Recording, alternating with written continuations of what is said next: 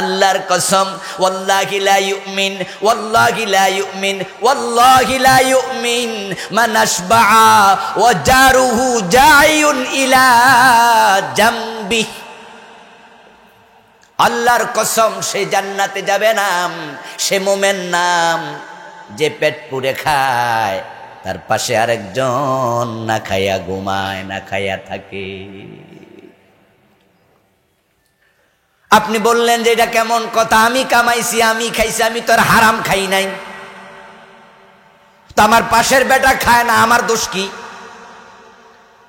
ওই যে কুনতুম খায়রা উম্মাতিন উখরিজাত লিন্নাস, তুমি সৃষ্টির সেরা, তোমার মানুষের জন্য বানাইছি, তো তুমি খাইছো, মানুষের খোঁজ কেন নিলা না? এই জন্য তুমি মুমিনই না। ও দোস্ত, ভালো করে শোনেন, ইসলামটা বুঝবেন। হাসরের ময়দানে মানুষ যখন আল্লাহর সামনে গিয়ে বলবে, আল্লাহ আমারে জান্নাত দেও, আল্লাহ প্রশ্ন করবেন, কেন দেব? তোমার কাছে 10টা টাকা চাইছিলাম, তুমি তো 10টা টাকা দেও নাই, আজকে জান্নাত চাও কেন? আল্লাহ আপনি আমারে জান্নাত দেন। আল্লাহ বলবে, কেন দেব? 1 প্লেট ভাত চাইছিলাম তোমার কাছে, 1 প্লেট ভাত আমি আল্লাহরে দেও নাই। মানুষ আশ্চর্য হয়ে বলবে, আল্লাহ কি বলেন এইসব? আপনি কবে টাকা চাইলেন? আপনি কবে ভাত চাইলেন? ছোটকালে কবিতা পড়েছেন, হাসরের দিন বলিবেন খোদা, হে আদম সন্তান, তুমি মোর সেবা করো নাই, যবে ছিনু রোগে অজ্ঞান। বলিবে মানুষ, হে প্রভু করো তার, আমরা কেমনে লইব তোমার পরিচর্যার ভার। বলিবেন খোদা, দেখুনি মানুষ কেঁদেছে রোগের ঘোরে, তারি শুশ্রূষা করিলে তুমি সেথায় পাইতে মোরে। ভাবছিলাম কবির কল্পনা বিলাস, কোন কবি লিখেছে, মন ছায়া যা তাই লিখেছে। কিন্তু কামের ক্লাসে ধামতি আলিয়া মাদ্রাসায় যখন বুখারী শরীফ খতম করি, ক্লাসে পড়তে গিয়ে দেখি এটা আমার রাসূলের হাদিস, রাসূল বলেছেন, তবে কথাটা আল্লাহর, এটা হাদিসে কুদসি। এটা কবি কাব্যিক অনুবাদ করেছে মাত্র। قال رسول الله صلى الله عليه وسلم من تصدق بعدل تمرة من كسب طيب فإن الله يتقبله بيمينه। মানুষ যখন হালাল কামাই থেকে কোন ফকিরের হাতে 5 টাকা 10 টাকা একটা খেজুর তুলে দেয়, একটু করে রুটি তুলে দেয়, নবী মুহাম্মদ বলেন, ফকিরের হাতে পড়ার আগে আল্লাহ নিজে ডান হাত বিছায়া দেয়। ও মিয়া, অসুস্থ লোকটা তোমার সামনে টাকা চেয়েছিল, ওষুধ কিনবো, 10টা টাকা দেন। মাঝে মাঝে দেখবেন প্রেসক্রিপশন হাতে নিয়ে ভিক্ষা করে। যদিও কিছু লোক বাটফার সিটার আছে, কিন্তু বাস্তবে ওষুধ কিনতে পারে না টাকার অভাবে, এমন গরিব লোক সমাজে আছে না নাই? খবর নেবেন, খবর নেবেন। গতকালকে আমাকে আমার এলাকা থেকে একজন ফোন দিল, আমার কাকা লাগে পাশের বাড়ির। ফোন দিয়ে বলল যে, ভাতিজা, অমকের ছেলে গরম পানিতে পড়ছে, ছোট মানুষ, মা গরম পানি চুলায় বসাইয়া হয়তো কোথাও গেছে, বাচ্চা আইসা চুলার উপরে। কুসাতলি হাসপাতালে আছে। কুসাতলি আমাদের আছে না? আমার বাড়ি তো 14 গ্রাম, আপনাদের কুমিল্লার মানুষ তো আমি। বলে কুসাতলি হাসপাতালে নিস। গরিব মানুষ, চিকিৎসা করতে পারতেছে না, এখন টাকা লাগবে। বাস্তবেই টাকা নাই। আজকে খবর নিলাম আবার ফোন করে, কি অবস্থা? বলল একটা ইঞ্জেকশন 5000 টাকা দাম। তো আল্লাহ আমাকে যতটুকু সামর্থ্য দিয়েছে, আমি বললাম ঠিক আছে, বড় ভাইয়ের কাছে যান, ভাইকে বলে দিলাম দিতে থাকেন, দেখা যাক কি হয়। এই সমাজের মাঝে আল্লাহর এমন বান্দা আছে, খাওয়ার টাকা নাই, খাবার খাইতে পারে না, আবার লজ্জায় মানুষের কাছে চাইতেও। আপনি তাকে চিনেন, তার 5টা বাচ্চা, রিক্সা চালায়, দ্রব্যমূল্যের যে ঊর্ধ্বগতি কেমনে চলে, আপনার 100 কোটি টাকা, আপনি তো পয়সাওয়ালা, খবর নিলেন না।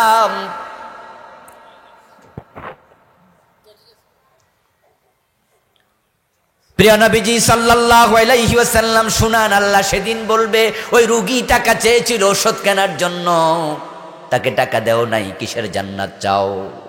এবার আপনি বলুন তো, আপনার আমার জান্নাত মানুষের সাথে জড়িত আছে না নাই? তাই আমরা শুধু ইবাদতকারী গোলাম না, আমরা আল্লাহর খলিফা। খলিফাদের দায় দায়িত্ব জানা দরকার আছে না নাই? আজকে আমি সেটাই বলবো ইনশাআল্লাহ, শুনবেন তো? ফেরেশতাদেরকে আল্লাহ যখন বললেন আমি খলিফা বানাবো, ফেরেশতারা সাথে সাথে বলল না, দরকার নাই। আতাজআলু মান ইউফসিদু ফিহা ওয়া ইয়াসফিকুদ দিমা। ও আমাদের রব, এই খলিফা বানাইয়া লাভ কি? তারা তো হানাহানি, কাটাকাটি, মারামারি করবে। যেমন আগে জমিনে জিন জাতি ছিল, জিন জাতি নিজেরা মারামারি করেছে, এমন খলিফা বানানোর প্রয়োজন নাই। তারপরে এবার ফেরেশতারা বলতেছেন নাহনু নুসাব্বিহু বিহামদিকা ওয়া নুকাদ্দিসু লাক। ও আমাদের রব, আপনি জিকির করার জন্য, তাসবিহ পড়ার জন্য খলিফা বানাতে চান। আপনার তাসবিহ পড়ার জন্য আমরা ফেরেশতারা তো আছি, খলিফা বানানো দরকারটা কি? আমরা তো তাসবিহ পড়ব, জিকির করব। আল্লাহ তখন তাদের কথার জবাবে বলেন ইন্নী আ'লামু মা লা তা'লামুন। ও আমার ফেরেশতারা শোনো, আমি তাসবিহ পড়ার জন্য খলিফা বানাই না, কেন বানাই সেটা আমি জানি, তোমরা জানো না। ফেরেশতাদের কথা আল্লাহ ইগনোর করলেন। তারপর একজন ফেরেশতাকে দায়িত্ব দিলেন, তামাম পৃথিবীর পৃষ্ঠদেশ থেকে মাটি সংগ্রহ করো। তামাম পৃথিবীর পিঠ থেকে মাটি সংগ্রহ করলো, বিশাল মাটির স্তূপ হয়ে গেল। আল্লাহ তাআলা সেই মাটি দিয়া 60 গজ লম্বা, 120 হাত লম্বা বিশাল আদমকে আল্লাহ তৈরি করলেন ডাইরেক্ট মাটি দিয়ে। প্রিয় নবীজি সাল্লাল্লাহু আলাইহি ওয়াসাল্লাম বলেন, সেজন্যই তো আদমের সন্তানদের মাঝে মাটির প্রভাব দেখা যায়, কারণ পৃথিবীর কোন জায়গার মাটি আছে সাদা, তাই আদমের কিছু সন্তানও আছে ডাইরেক্ট সাদা। পৃথিবীর কোন জায়গার মাটি আছে একবারে কালো, তাই আদমের সন্তানদের মাঝে কেউ কেউ আছে একেবারেই কালো। পৃথিবীর কোন জায়গার মাটি আছে সাদাও নয়, কালো নয়, তা আদমের সন্তানদের মাঝেও মিশ্র বর্ণের সন্তান আছে না নাই? রাসূলুল্লাহ বলেন মাটির প্রভাব আদমের মাঝে, তাই সেটা তার সন্তানের মাঝে। কোন জায়গার মাটি আছে বড় শক্ত, তাই আদমের সন্তানদের মাঝে কারো কারো দিল বড় শক্ত। কোন জায়গার মাটি আছে নরম, তাই আদমের সন্তানদের মাঝে কারো মন আছে খুবই। 120 হাত লম্বা আদম আল্লাহ ফেরেশতাদের কথা উপেক্ষা করে বানিয়ে ফেললেন।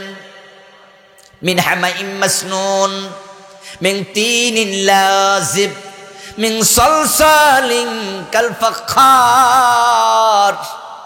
ওই মাটির মাঝে পানি মিশাইয়া দিলেন, আগুন মিশাইয়া দিলেন, বাতাস মিশাইয়া দিলেন। মানুষের দেহের মাঝে 4টা উপাদান, মাটি, আগুন, পানি, বাতাস। এই 4টা মিশাইয়া কাদা মাটি থেকে আদমরে বানালেন। সূর্যের তাপের কারণে ওই কাদা মাটির পানি গেল শুকায়া, এখন হয়ে গেছে এঁটেল, আঠা আঠা। আরো কিছুদিন সূর্যের তাপে রেখে দিলেন। সূর্যের তাপের কারণে আদম আলাইহিস সালামের দেহ এখন ঠনঠনে শুকনা, আওয়াজ করলে ঠন ঠন করতে থাকে। মিন সালসালিন কাল ফাখাস। চলে গেল বহুদিন। আল্লাহ তাআলা এবার ফেরেশতাদেরকে একদিন বললেন, ও ফেরেশতারা, তোমাদের সকলকে আমি অর্ডার করছি, ওই যে আদমকে বানালাম, আদমের চারপাশে গিয়ে গোল হয়ে সকলে দাঁড়াও। জিবরিল আমিন সহ যত ফেরেশতা আল্লাহ বানিয়েছেন একজনও বাদ নাই। সকল ফেরেশতা এসে আদম আলাইহিস সালামের চারপাশে গোল হয়ে দাঁড়ালো। আল্লাহ পাক রব্বুল আলামিন ফেরেশতাদের সামনে আদমের দেহের ভিতরে রূহ ঢুকাইয়া দিলেন। রূহটা আদমের দেহে ঢুকার সাথে সাথে আদম আলাইহিস সালামের পুরাটা বডি এখন আর মাটি নাই, এটা গোশত আর রক্তের মানুষ হয়ে গেল। এক সেকেন্ডের ভিতরে পরিবর্তন। আদম আলাইহিস সালাম শোয়া থেকে বসলেন, বসা থেকে দাঁড়ায়া গেলেন। ফেরেশতারা সব তাকায় আছে। وعلم آدم الأسماء كلها। ফেরেশতারা ভাবতেছে এই খলিফা কয়দিন পরে পোলামে আর বাপ হবে, তার ছেলেমেয়েরা কাটাকাটি হানাহানি শুরু করবে। মানুষের ব্যাপারে ফেরেশতাদের নেগেটিভ ধারণা, কারণ তারা জিনদের চরিত্র এর আগে নিজের চোখেই দেখেছে। পৃথিবীতে মানুষ আসার আগে কোন জাতি ছিল? কথা বলতে হবে ভাইরা, বলেন কোন জাতি ছিল? জিন জাতি। ওরা কি করছে? হানাহানি, মারামারি, কাটাকাটি, নিজেরা নিজেরা। আমাদের সাথে ফেরেশতাদের কোনো দুশ্মনী নাই। তারা আদমের বিরোধিতা করেছে কোন রকমের দুশ্মনীতে, তা না, বরং অভিজ্ঞতার কারণে। আর আগের অভিজ্ঞতাটা কি না? ভালো না। তাদের নেগেটিভ সেন্স, এই আদমের সন্তানরা মারামারি হানাহানি করবে, আদমের প্রতি শ্রদ্ধাবোধ তাদের অন্তরে নেই। নেগেটিভ চিন্তার কারণে আল্লাহ চাইলেন যে না, আমার বড় আদরের খলিফা, আমার বড় আদরের মাখলুক, তার ব্যাপারে ফেরেশতারা নেগেটিভ ধারণা কেন রাখবে? তাই আল্লামা আদামাল আসমাআ কুল্লাহা, একটা সেকেন্ডের ভিতরে যত এলেম দরকার আদমের ব্রেইনের ভিতরে আল্লাহ সব এলেম ঢুকাইয়া দিলেন। যেখানে আল্লাহ আদম আলাইহিস সালামকে বানালেন সেখানে যত মাখলুক ছিল উপরে নিচে, সামনে পিছে, ডানে বামে, যত মাখলুক সবার নাম আল্লাহ এক মুহূর্তের ভিতরে শিখাইয়া দিলেন। আদমের প্রথম উস্তাদ কে? বলুন তো, আদমের প্রথম শিক্ষক কে? নবী মুহাম্মাদের শিক্ষক কে? আমরা যে কোরআন পড়ি, আর রহমান আল্লামাল কোরআন, এ কোরআন আমাদেরকেও শিখাইছে কে? শুরু হয়েছে ওখান থেকে। আদম নবীকে আল্লাহ সেকেন্ডের ভিতরে ইলম দিলেন। সুম্মা আরাদাহুম আলাল মালাইকা, ইলম দেওয়ার পরে আল্লাহ এবার ফেরেশতাদের দিকে ফিরে তাকালেন। ফেরেশতাদের দিকে ফিরে তাকিয়ে আল্লাহ তাআলা ফেরেশতাদের সামনে উপস্থাপন করলেন এই মাখলুক। তারপরে এবার ফেরেশতাদেরকে বলতেছেন, আম্বিউনি বিআসমাই হাউলা। ও ফেরেশতারা, জিবরিল আমিন বলো তো উপরেরটার নাম কি, নিচেরটার নাম কি, ডানেরটার নাম কি, বামেরটার নাম কি? ফেরেশতাদেরকে বললেন এই মাখলুক গুলার নাম বলো।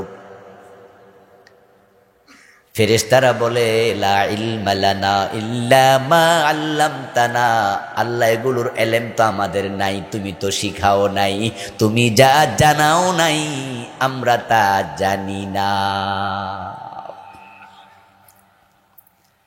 ক্বালা ইয়া আদম আম্বিউহুম বিআসমাইহিম। এবার আল্লাহ আদমের দিকে ফিরে তাকায়া কয়, আদম ওরা তো পারে না, তুমি তাদেরকে নামগুলো বলে দাও। সুবহানাল্লাহ। আদমের বয়স কয় মিনিট? এই তো মাত্র কয়েক মিনিট, এই মাত্র। ও আদম, তাদেরকে তুমি বলে দাও। আদম আলাইহিস সালাম এবার মাখলুকগুলোর নাম বলতে শুরু করলেন। তাফসীরে পাওয়া যায় উপরে নিচে ডানে বামে সামনে পিছে সব নাম বলতে বলতে এবার ফেরেশতাদের দিকে তাকায়া বলো, ওনার নাম জিবরিল, ওনার নাম মিকাইল, ওনার নাম মালাকুল মউত, ওনার নাম ইসরাফিল। ফেরেশতাদের নাম পর্যন্ত বলতে শুরু করে দিলেন। ফেরেশতারা তো সব তাজ্জব হয়ে গেছে, আশ্চর্য। কিরে, এ বেটার বয়স হলো কয়েক মিনিট, এত কিছু জানে কেমনে? শিখাইছে কে? জোরে বলেন, শিখাইছে কে? যে জানে তার প্রতি মানুষের সম্মান সহজাত তৈরি হয়। যিনি বেশি জানেন তাকে আমরা এমনি শ্রদ্ধা করি, সে আমার দলের লোক না হইল করি, ঠিক না? যিনি জ্ঞানী মানুষ, আমরা বলি যে হিন্দু হইল। আমাদের স্কুলে যখন আমরা পড়ছি তখন হিন্দু কিছু পণ্ডিত স্যার আছিল, স্যার সম্মানিত। আপনি মুসলিম কিন্তু তাকে আপনি আদাব বলতেন, সম্মান দিতেন। হিন্দু শিক্ষক এখনো আছে না? সে আমাদের ধর্মের না, জাতের না, গোষ্ঠীর না, সে মুশরিক, কিন্তু তার শিক্ষার কারণে আমরা তাকে কি করি? আদম আলাইহিস সালামের প্রতি নেগেটিভ সেন্স 1 মিনিটের ভিতরে পজিটিভ হয়ে গেল। সব ফেরেশতার অন্তরের মাঝে এখন চিন্তার পরিবর্তন। যার ব্যাপারে ভাবছিলাম মারামারি হানাহানি করবে, এখন দেখি বেটা অনেক বড় পণ্ডিত রে। ফেরেশতাদের অন্তরে আদমের প্রতি শ্রদ্ধা তৈরি করে ফেললেন আল্লাহ মুহূর্তের ভিতরে। যখন তিনি তাকে দেখেন ফেরেশতাদের অন্তরে আদমের প্রতি কোনো বিরূপ চিন্তা নাই, এবার আল্লাহ বল, উসজুদু লিয়া আদম, ও ফেরেশতারা তোমরা সবাই মিলে আদমকে সেজদা করো। ফাসাজাদাল মালাইকাতু কুল্লুহুম আজমাউন, সবগুলো ফেরেশতা একসাথে সেজদা করলো। সুবহানাল্লাহ পড়েন। আল্লাহ প্রমাণ করে দিলেন আদমের সম্মান আল্লাহর কাছে ফেরেশতার চেয়ে। ও আল্লাহর খলিফারা, তোমাদের পরিচয় খলিফা। তারপরে এবার তাকায়া দেখো আল্লাহর কাছে তোমাদের সম্মান কত বেশি। সব ফেরেশতা আদমরে সেজদা করে ফেললো। ওয়ালাকাদ কাররামনা বানি আদম, কোরআনে আল্লাহ তাআলা বলেন আমি শুধু আদমকে সম্মানিত করি নাই, আদমের সন্তানদের সম্মানও আমি আল্লাহ বাড়াইয়া দিছি। আদমের সন্তানেরা কোরআন শিখার জন্য, হাদিস শিখার জন্য যখন ঘর থেকে বের হয়ে মক্তবে যায়, মাদ্রাসায় যায়, মাহফিলে যায়, আল্লাহ ফেরেশতাদেরকে বলেন তাদের পায়ের নিচে তোমরা পাখা বিছায়া দাও। আপনাদের পায়ের নিচে ফেরেশতা পাখা বিছায়। আল্লাহ বুঝায়া দেয় খলিফার দাম আমার কাছে ফেরেশতার চেয়েও বেশি, কারণ ফেরেশতারা আল্লাহর খলিফা না। এ কোরআনের প্রচার ফেরেশতারা করে না, এ প্রচারের দায়িত্ব আমাদের ঘাড়ে। আমরা যখন আল্লাহর কোরআনের প্রচার করব তখনই সমাজে কোরআন কায়েম হবে। যেই কাজ ফেরেশতারা করবে না এটা তাদের দায়িত্বের অধীনে নাই।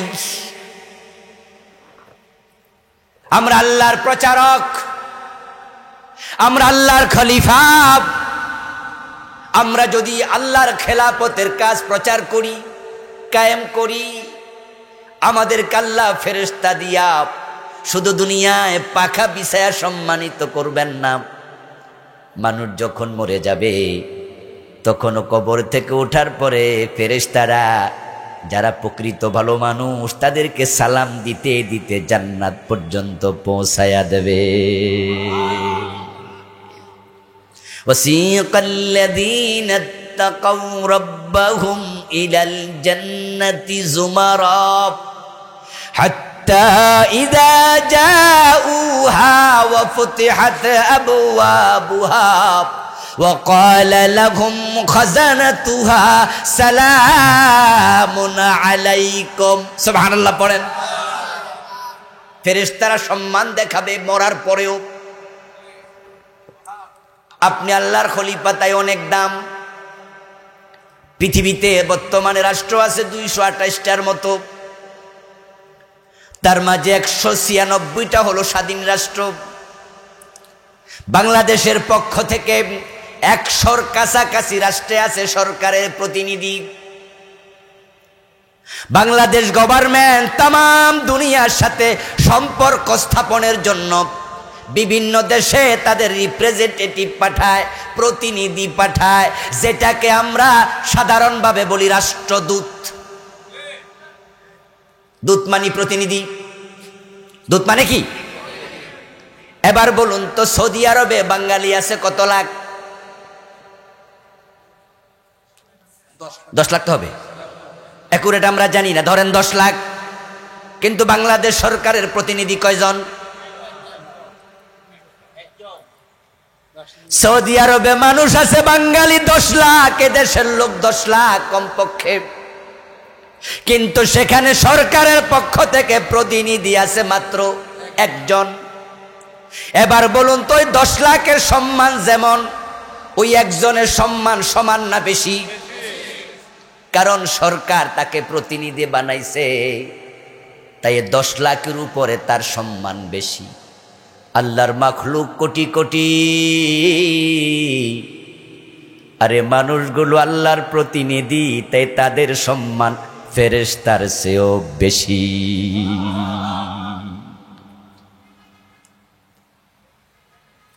এমন সম্মান আল্লাহ দিছে, এমন সম্মান দিছে,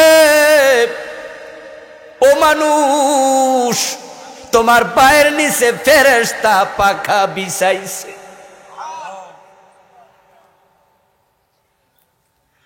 এবার বলুন তো, যার যতটুকু সম্মান যদি ততটুকু রক্ষা না করতে পারে, অপমান আছে না নাই? এ কোরআনের মাঝে আল্লাহ বলে, সুম্মা রাদাদনাহু আসফালা সাফিলিন। আবার কিছু মানুষকে আমি সব মাখলুকের নিচে ফেলাইয়া দিছি।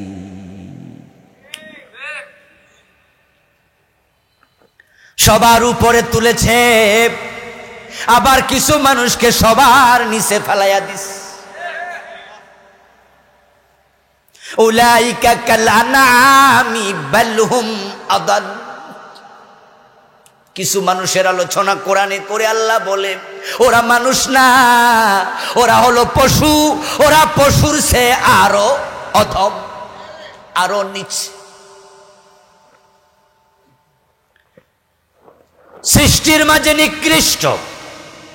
সূরাল বাইয়িনাতে পড়বেন, লাম ইয়াকুনিল্লাযীনা কাফারু, এই সূরার নাম বাইয়িনা। ওই সূরার মাঝে আছে উলাইকা হুম শাররুল বারিয়া। কিছু মানুষ আছে যারা সৃষ্টির মাঝে সর্বনিকৃষ্ট। কুত্তাও সৃষ্টি মাখলুক, শুকরও সৃষ্টি মাখলুক। কিছু মানুষ আছে যারা কুকুর এবং শুকুরের চেয়ে আরো নিচ। আপনি বলবেন আল্লাহ নিচে নিচে কেন? আমি বলবো, দোস্ত আল্লাহ নেয় নাই, তুমি গেছো। আল্লাহ বানায়া আমাদেরকে নিচে রাখছিল না উপরে? কথা বলেন, কার উপরে? ফেরেশতার উপরে। এখন নিচে গেছো কেন? ও দোস্ত, কান খুলে শুনুন, যেই জিনিস যত দামি হয় তার বিপরীত দিক তত ঝুঁকিপূর্ণ হয়।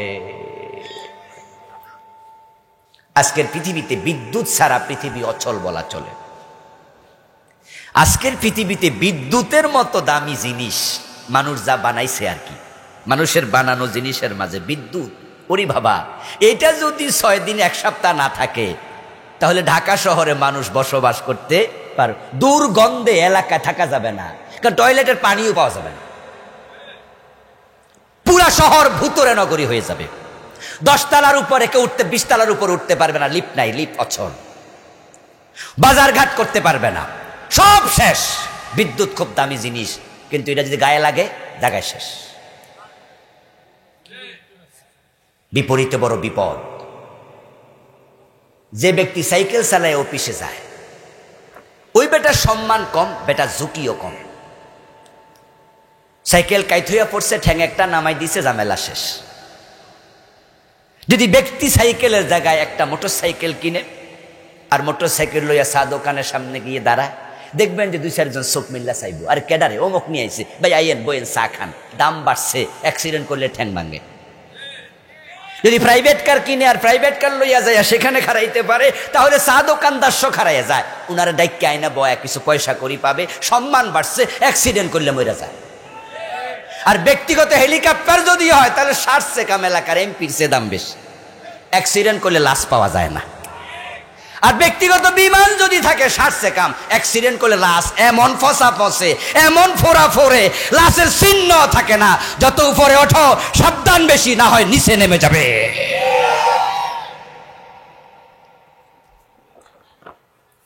আল্লাহ খলিফা বানায় বড় উপরে দিছিল, কিন্তু নিচে নামতে নামতে কুত্তা সে খারাপ হয়ে গেছে, শুকুরে সে খারাপ হয়ে গেছে। কিছু মানুষ আছে না নাই, ওদের চরিত্রের দিকে তাকালে দেখা যায় পশু এত খারাপ না, এত খারাপ হয়েছে।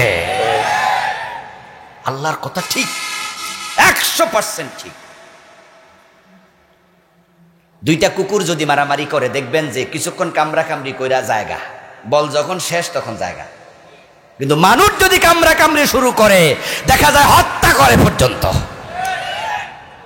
এক কুত্তা আরেক কুত্তারে কামড়ায় একবারে মাইরা লাইছে, এরকম ঘটনা আপনি পুরা বাংলাদেশও পাবেন না। সোলা এলায় আর কি, কামড়ায় টামড়া কিছু সোলা এলায়, এরপরে যায়। কিন্তু মানুষ যদি লাগে হত্যা করে, শুধু হত্যা করে না, একটা প্রাণী আর একটা প্রাণীকে যদি মেরেও ফেলে, একটা বাঘ আরেকটা বাঘের সাথে লাগে, একটা হাতি আরেকটা হাতির সাথে লাগে, জাতিয়ে জাতিয়ে মারামারি করলে শেষ করে না, যদি করেও মইরা গেলে শেষ। কিন্তু মানুষ মানুষকে মেরে লাশ টুকরা করে, আবার কারেন্ট দিয়া শেক দিয়া শেষ করে দেয়, গলাইয়া ফেলে দেয়, আগুন লাগে জ্বালাইয়া দেয়। মানে নিচে যখন নামে, এত নিচে কুত্তাও নামে না। ভালো জিনিস পচলে নষ্ট বেশি হয়। আমাদের এলাকাতে আগে যারা রিক্সা চালাইতো, ভোরবেলায় মানুষের বাড়িতে কামলা দিত, গরমকালে দেখা যেত যে তারা সকালবেলা ঘুম থেকে উঠে বউরে কইতো যে এই ভান্তা ভাত আসেনি, একটা মরিচ দাও, একটু পেঁয়াজ দাও, অথবা একটা ডিম ভাজি করে দাও।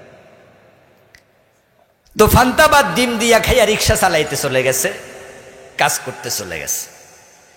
বউ পান্তা ভাতের ডেক্সি হাতে নিয়ে দেখে 200 টাকা, 150 টাকা, 125 টাকা। ওই ফোলাও যদি ফসে আর এটা ধুইতে নেয়, যতবার ধুইব ততবার ফলাইব, শেষ পর্যন্ত দেখবে যে ফেলেটে পাতিলে নাই। দামি জিনিস তো, পয়সা গেছে, এটার খুঁজ যাওয়ার পাইবা না। মানুষ যদি নষ্ট হয়, সে পশুর সে অদম হয়ে যায়। এই জন্য মানুষ থাকেন, নষ্ট হবেন না। ও আল্লাহর খলিফা, তুমি ততক্ষণ পর্যন্ত দামি যতক্ষণ পর্যন্ত তুমি খেলাফতের উপরে অটল থাকবে। তাফসীর ইবনে কাসির প্রণেতা আবার বলছে, শুনুন খলিফার কাম কি। ইবনে কাসির প্রণেতা রাহিমাহুল্লাহ বলতেছেন, খলিফা মানে কি? ইন্নী জাইলুন ফিল আরদি খলিফাতাম মিন্নী ইয়াখলুফুনি ফিল হুকমি বিল আদল বাইনা খালকি।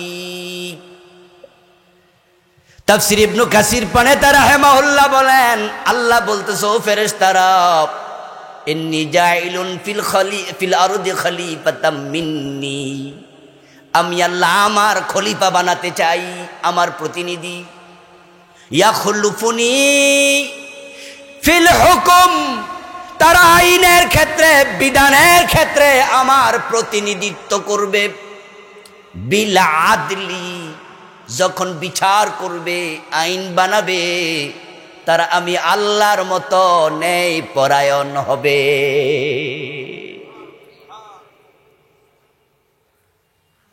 ইন্নাল্লাহ ইয়া'মুরুকুম বিল আদল, আল্লাহ ন্যায়ের অর্ডার করছে। আল্লাহ বলছেন ইন্নী হাররামতু যুলমা আলা নাফসি, আমি আল্লাহ আমার উপরে জুলুমকে হারাম বানাইছি। ওয়ালা ইউজলামুনা ফাতিলা, আমার বান্দারা কখনো আমি আল্লাহর কাছে সুই পরিমাণ জুলুমের শিকার হবে না। আমি আল্লাহ জুলুম করি না। সুবহানাল্লাহ পড়েন ভাইয়া। ওয়ালা ইউজলামুনা নাকিরা, আমি আল্লাহ সামান্য সুতা পরিমাণ জুলুম করি না, তারা আমার কাছে সুতা পরিমাণ জুলুমের শিকার হবে না। তো তারা তো আমার বান্দা, আমার খলিফা, আমি যেমন তারাও জমিনে হবে তেমন। ইয়া দাউদ ইন্না জাআলনাকা খলিফাতান ফিল আরদি ফাহকুম বাইনান নাস বিল আদল। আল্লাহ বলো, দাউদ আমি তোমাকে জমিনে খলিফা বানাইছি এবং তোমাকে দায়িত্ব দিলাম যখন মানুষের মাঝে বিচার করবে, ফয়সালা করবে, তখন ন্যায়ের সাথে করবে। আল্লাহর খলিফা, আল্লাহর চরিত্রে তারা চরিত্রবান হবে। সিবগাতাল্লাহ ওয়া মান আহসানু মিনাল্লাহি সিবগা। এই আল্লাহর খলিফারা আল্লাহর রঙে রঙিন হও। কোরআনের আয়াত। কার রঙে? কথা বলেন না আমার প্রিয় ভাইয়েরা, কার রঙে? আল্লাহর রং আছে না নাই? এই রং বলতে কি কালো সাদু এগুলো বুঝাইছে? এখানে আল্লাহর চরিত্র বুঝাইছে। তাখাল্লাকু বি আখলাকিল্লাহ, আল্লাহর চরিত্রে চরিত্রবান। আল্লাহ কি মিথ্যা বলে? কথা বলেন না, মিথ্যা বলে? ওয়ামান আসদাকু মিনাল্লাহি হাদিসা, কোরআনের আয়াত। আল্লাহ তাআলা বলছেন আল্লাহর চেয়ে অধিক সত্য কথা কেউ বলে না। ওয়ামান আসদাকু মিনাল্লাহি কিলা, আল্লাহ হচ্ছেন সবচেয়ে বড় সত্যবাদী। সুবহানাল্লাহ পড়েন। এবার বলুন, আল্লাহ মিথ্যা বলে? আল্লাহর খলিফারা মিথ্যা বলা উচিত? কিন্তু বলে কিনা? বলে মানে মিথ্যা পরিকল্পিতভাবে বলে, মিথ্যা বানায়া বানায়া বলে, মিথ্যা ট্রেনিং নেয়। আদালতে কেমনে মিথ্যা সাক্ষী দেবে, মিথ্যা শিখানোর জন্য সেফ হোম নামে জুলমের ঘর বানাইছে।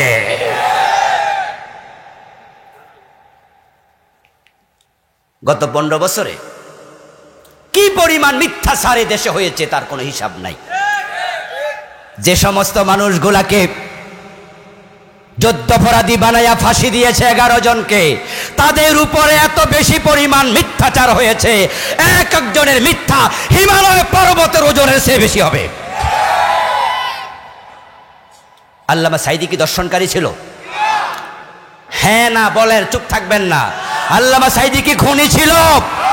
মানুষের বাসায় আগুন লাগাইছে, অথচ ওনাকে তারা ফাঁসির অর্ডার দিয়েছিল এই মামলাগুলোতে। তিনি খুনি, তিনি দর্শনকারী, তিনি মানুষের বাড়িতে লুণ্ঠনকারী, অগ্নি সংযোগকারী।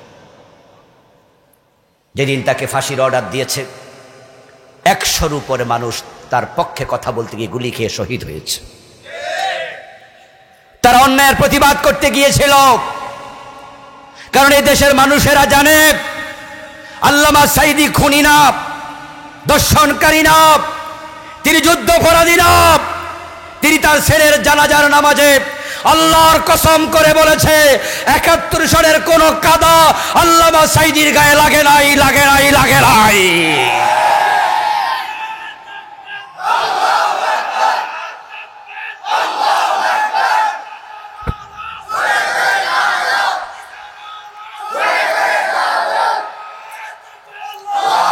আমার প্রিয় ভাইয়েরা, অথচ ওনার নামে মিথ্যাচার করা হয়েছে। সাক্ষীদেরকে ঢাকায় এনে সেফ হোম নামে একটা ঘর বানায়া, অফিস বানায়া, কিভাবে মিথ্যা কথা বলতে হবে আদালতে তারা ঘরে বসাইয়া কাগজ কলমে মিথ্যা শিখাইছে। তুমি আল্লাহর খলিফা, তোমাকে কে বললো তুমি তো জালেম, তুমি তো মিথ্যক।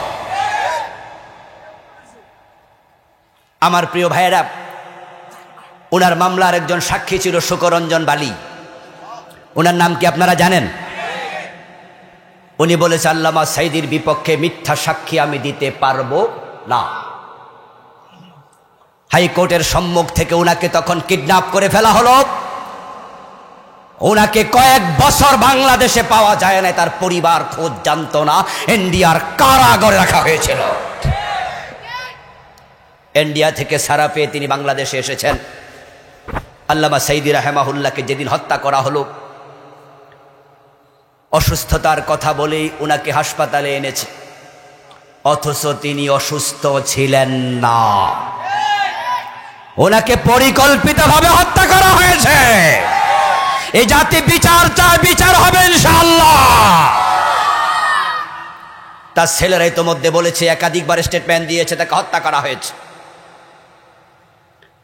বলা হয়েছিল তিনি নাকি হৃদরোগে আক্রান্ত, অথচ আপনারা পত্রপত্রিকায়, তার ফেসবুকে দেখেছেন, ইউটিউবে দেখেছেন, তিনি হাসপাতালের সামনে যেভাবে নেমে হাসি দিলেন, অসুস্থ মানুষের মুখ থেকে এমন হাসি আসতে পারে না।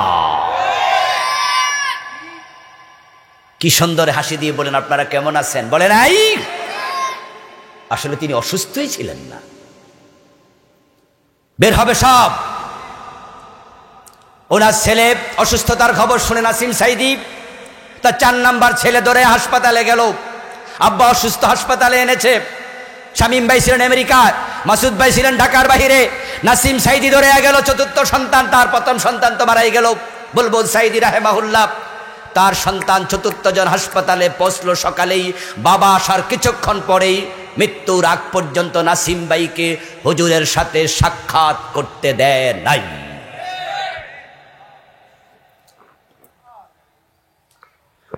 আমার দোস্ত সুখরঞ্জন বালি হুজুরের শাহাদাতের পরে তার জানাজার নামাজ যখন ফিরোজপুরে হলো, সুখরঞ্জন বালি হুজুরকে এক নজর দেখার জন্য হিন্দু বেটা দৌড়ায় আসলো, অঝরে হুজুরের লাশ দেখে কাঁদলো।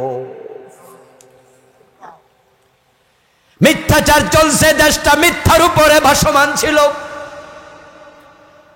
মে মাসের 5 তারিখে শাপলা চত্বরে শত শত আলেমের বুকে গুলি চালালো।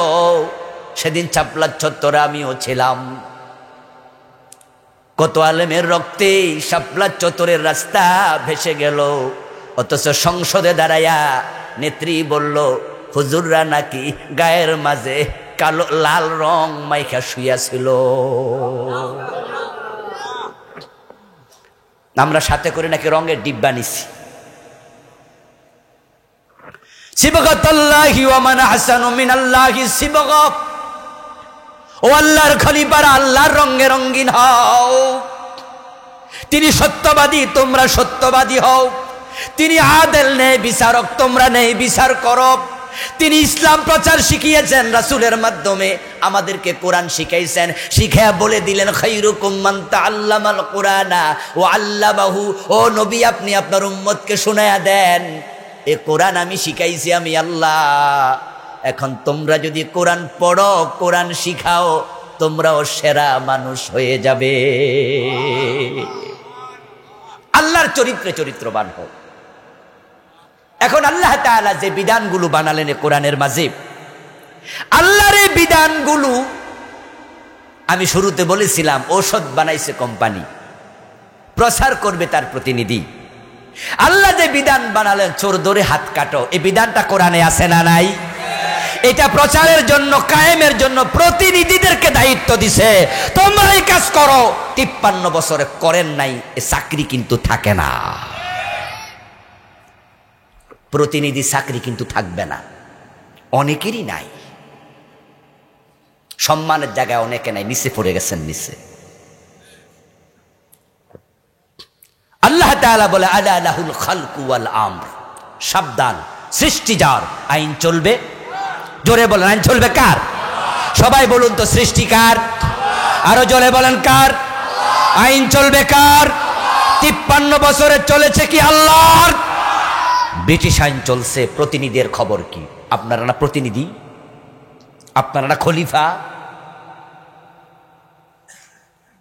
আপনারা নবীর উম্মত, আপনারা আবু বকরকে আদর্শ মানেন, ওমরের ফলোয়ার।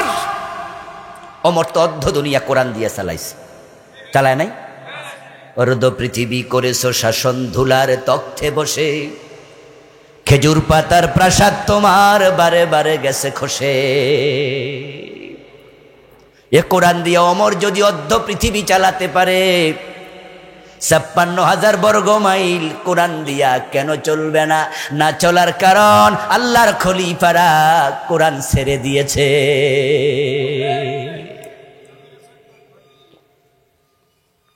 সংসদ ভবনে এমপি আছে 330 জন, 300 জন নির্বাচিত, 30 জন তারা সংরক্ষিত আসনে, 50 জন নাকি 350। মন্ত্রী আছে সেখানে, আবার টেকনোক্যাট কিছু যারা এমপির চেয়ে আরো সম্মানী। তো আমরা যদি সব মিলে 360-70 জন এমপি ধরি, মন্ত্রী ধরি, সবাই মিলে, তার মাঝে হিন্দু, বৌদ্ধ, ইহুদি, খ্রিস্টান কতজন? 10 জন, 20 জন, 30 জন। তাহলে বাকি 300 জন মুসলমান, 300 জন বলে আমরা নবীর উম্মত, 300 জন বলে আমরা আল্লাহর খলিফা। তো 300 এমপি সংসদে থাকতে সংসদ আল্লাহর কোরআন দিয়ে কেন চলবে না?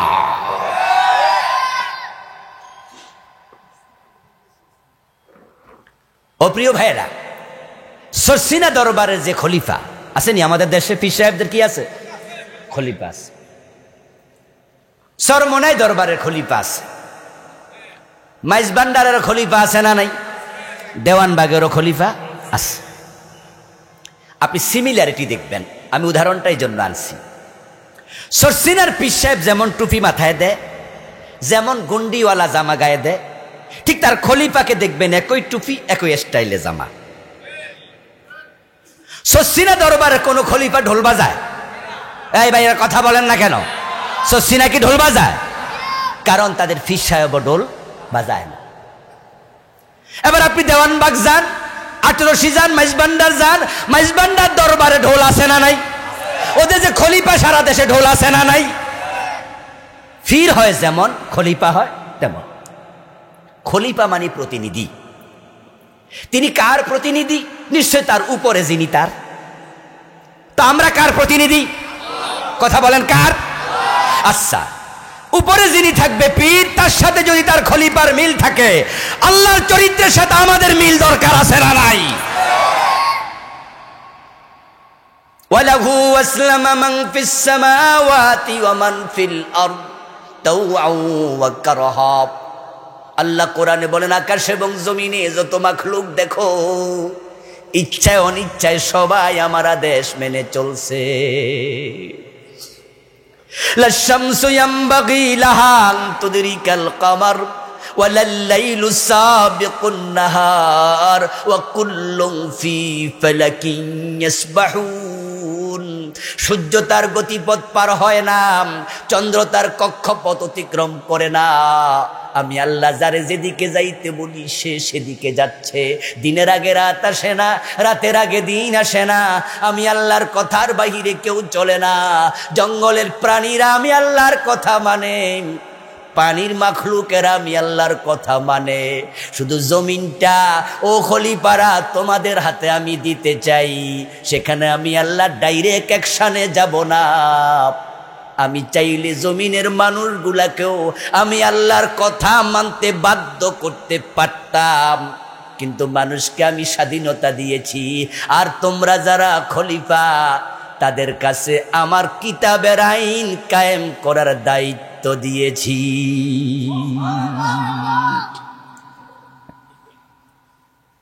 এখন জমিনে আমরা যারা এই কাম করি না, তাদের পরিণতি কি? তাদের পরিণতি প্রিয় নবীজি বলছেন, আল্লাহ তাআলা একবার জিবরিল আমিনকে বললেন, জিবরিল আওহাল্লাহু ইলা জিবরিলা আন আকলিব মদিনাতা কাদাবি আহলিহা। এই জিবরিল, অমুক জায়গায় যাও, ওই এলাকার অধিবাসী সহ পুরা এলাকা উল্টায়া দাও। আল্লাহর কথা না শোনাতে জমিন উল্টায়া দিছে, এমন ঘটনা পৃথিবী কি ঘটে নাই? জর্ডানে যান, এখনো পাবেন ডেড সি সাক্ষী, জমিন পুরাটা আল্লাহ উল্টায়া দিছে লূত আলাইহিস সালামের সময়। ও জিবরিল যাও, জমিনটা উল্টায়া দাও। জিবরিল আমিন গেলেন, গিয়ে দেখেন ওই জমিনের মাঝে, পাপিষ্ট মানুষের মাঝে একজন নামাজি মানুষ আছে, আল্লাহওয়ালা আছে। জিবরিল আমিন দেখেন লোকটা শুধু নামাজ পড়ে, জিকির করে, আল্লাহওয়ালা মানুষ। জিবরিল ভাবেন, যদি এখন জমিনটা আমি উল্টায়া দেই, এক গজবের মাঝে এই লোকটাও তো পড়ে যাবে। তাই তিনি জিবরিল আমিন আল্লাহর কাছে দরখাস্ত করছেন, আল্লাহ তোমার একজন বান্দা পাইছি, তার আমলনামা আমি দেখছি, ইন্না ফীহিম আবদাকা ফুলানান লাম ইয়াসিকা তরফাতা আইনিন। তার আমলনামা ঘেটে দেখি সে একটা চোখের পলক পড়তে যতটুকু সময় লাগে 1 সেকেন্ডের কম, মাইক্রো সেকেন্ড। বলে আল্লাহ সে 1 সেকেন্ডের জন্য কোনো গুনার কাজ করে নাই, শুধু নামাজ পড়ে, শুধু জিকির করে, শুধু ইবাদতে মশগুল। এখন যদি জমিন উল্টায়া দেই গজবে সেও পড়ে যাবে। তুমি কও কি করতাম হেরে?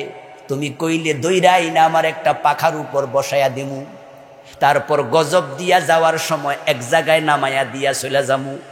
আল্লাহ কয় না, আকলিবহা আলাইহি, জমিনটা আগে তার উপরে উল্টাও। আকলিবহা আলাইহি ওয়া আলাইহিম, এরপর পাবলিকরে সাথে রাখো। ওই বেটার উপরে আগে সিরিয়ালে হেরে সামনে দাও, তারপর পাবলিকেরে দাও। জিবরিল আমিন বললেন, আল্লাহ কেন? অপরাধ কি? গুনাহ তো করে নাই। আল্লাহ জবাব দেন, ফা ইন্না ওয়াজহাহু লাম ইয়াতামাআর ফিয়া সাআতান কাত্তু। এই লোকটা শুধু নামাজ কালাম করছে, সমাজে হাজারো অন্যায়, এজন্য তার চেহারা রাগে কোনোদিন লাল হয় নাই, সে বাধা দেওয়ার জন্য যায় নাই। এমন ইবাদতকারী আমি আল্লাহর দরকার নাই।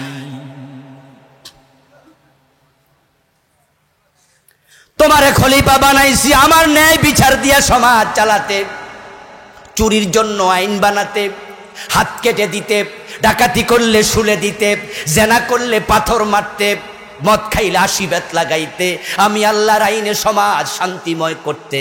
কিন্তু তোমরা ছিলা, চুরিও ছিল, ডাকাতিও ছিল, সিনেমাও ছিল, সুদও ছিল, ঘোষও ছিল, দর্শন ছিল, চিন্তাই ছিল। আর তুমি মসজিদে গেছো, তোমার মতো ইবাদতকারী দরকার নাই। নবীজি মুহাম্মদ সাল্লাল্লাহু আলাইহি ওয়াসাল্লাম বলেছেন, আমার যদি মেয়ে ফাতেমা চুরি করে আমি ফাতেমার হাতটাও কেটেই। এই হলো খলিফার কাজ। ফারুক আজম ওমরের ছেলে মদ পান করেছিল, হযরত ওমর তো নিজের ছেলেটা করে হাই।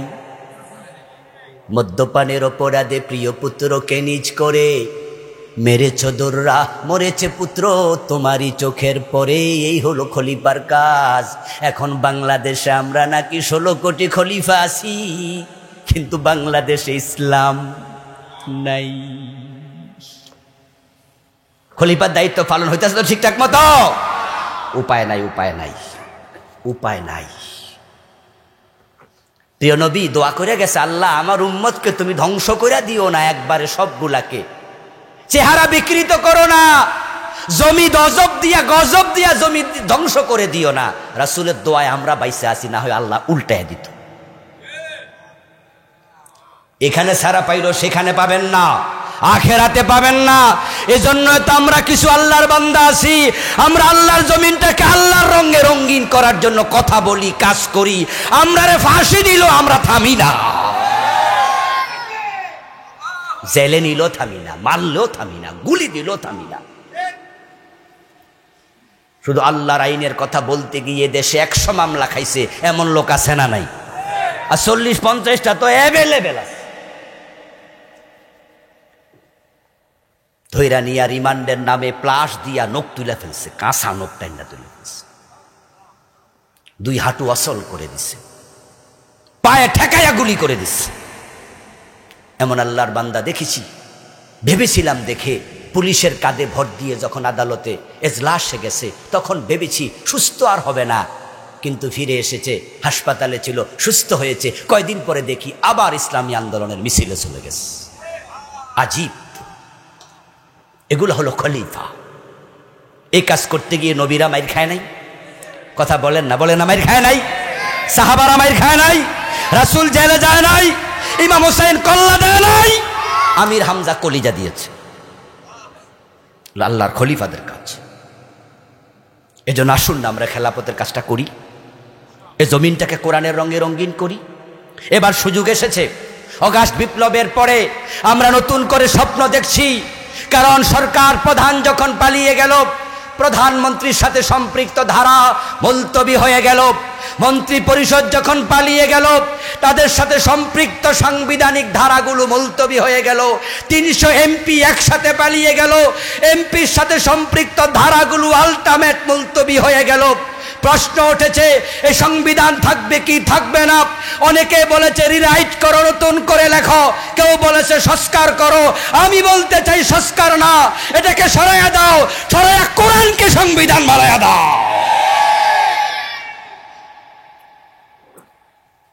আমরা 92% মুসলমান। কোরআন যদি সংবিধান হয়, তাহলে আমরা দুনিয়াতে এমন শান্তিময় পৃথিবী পাবো যেটা পৃথিবী দেখেনি কোনোদিন।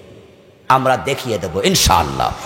রাসূলের যুগে দেখেছিল, সাহাবীদের যুগে দেখেছিল, দীর্ঘ সময় পরে আমরা বাংলাদেশকে সেটা আবার দেখাতে চাই।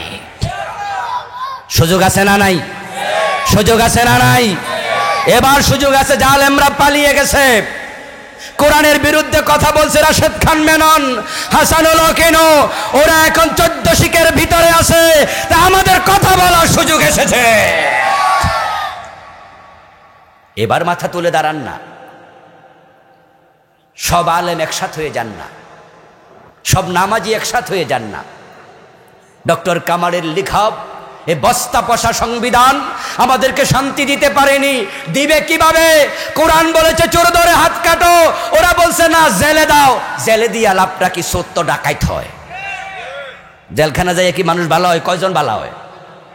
বরং ডাকাত হয়ে বের হয়। সৎসঙ্গে স্বর্গবাস। জেলখানায় ডাকাতের লগে থাকেনি তো সেখানে ডাকাতি শিখে বাহির হইয়া ডাকাতি করে। কি লাভ? ইসলাম খুব সুন্দর, খুবই সুন্দর।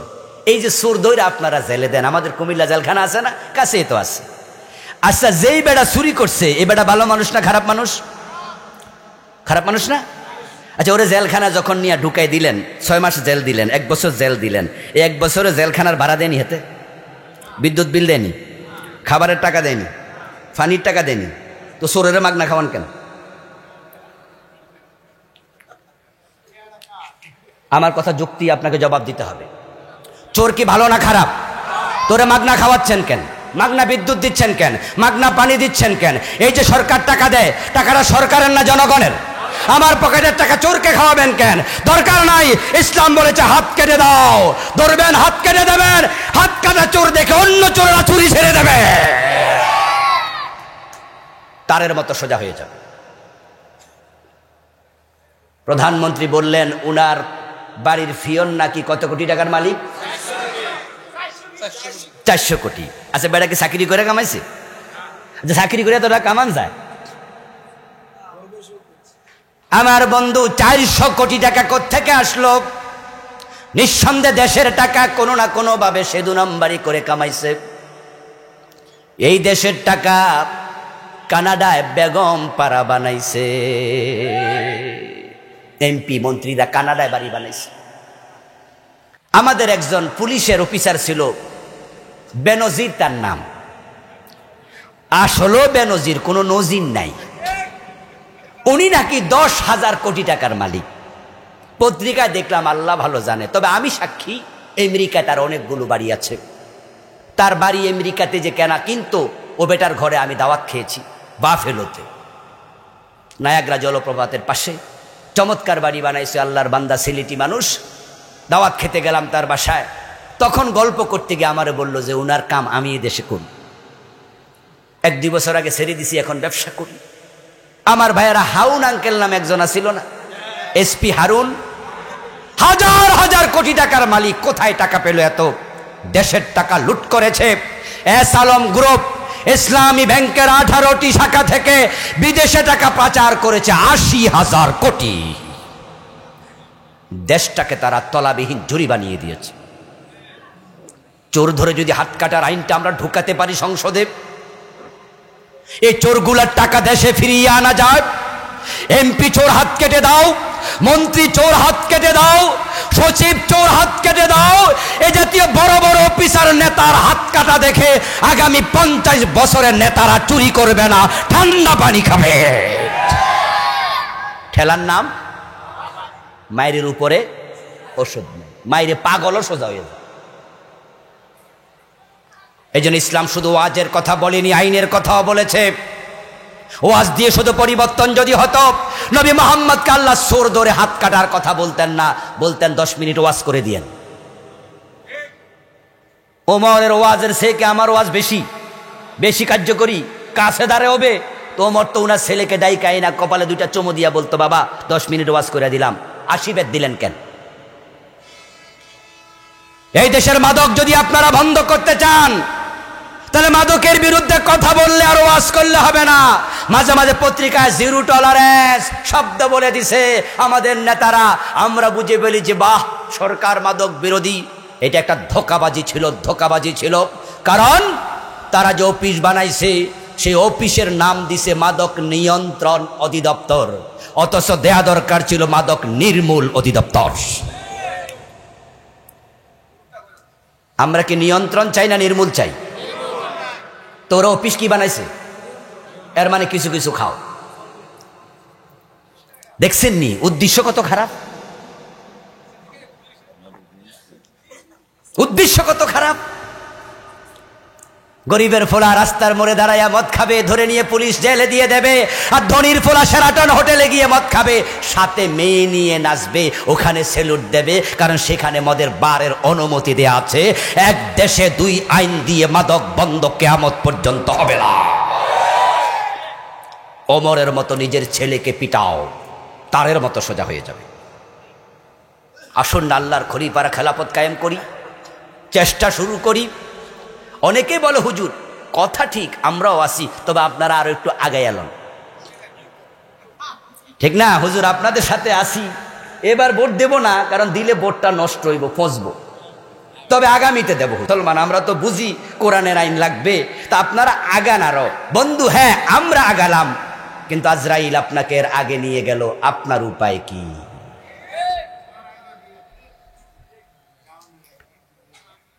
আপনার উপায় কি?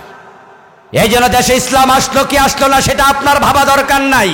আস-সাইয়্যু মিন্না ওয়াল ইতমামু মিনাল্লাহ, চেষ্টা করব আমরা, পূর্ণতার মালিক কবে তিনি বিজয় দেবেন তিনি জানেন।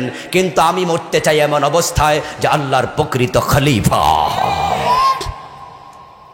আল্লাহ তাআলা আমাদের সকলকে তার খেলাফত বাস্তবায়নে কাজ করার তৌফিক দিন। সবাই বলি আমিন। হাযা মা ইনদি ওয়াল ইলমু ইনদাল্লাহ আলাইহি তাওয়াক্কালতু ওয়া ইলাইহি উনীব। আমরা সংক্ষেপে একটু দোয়া করে যেতে চাই। প্রিয় ভাইয়েরা, আমার লেখা 8টা বই আছে, শিরিকের উপরে লিখেছি। এই বই 29টা শিরিক বাংলাদেশের লিখেছি। বেদাত লিখেছি, এটাতে 38টা। কুফর লিখেছি, এটাতে 56টা। আখেরাত নিয়ে লিখেছি, সালাত নিয়ে লিখেছি, রাসূলুল্লাহর জীবনীর উপরও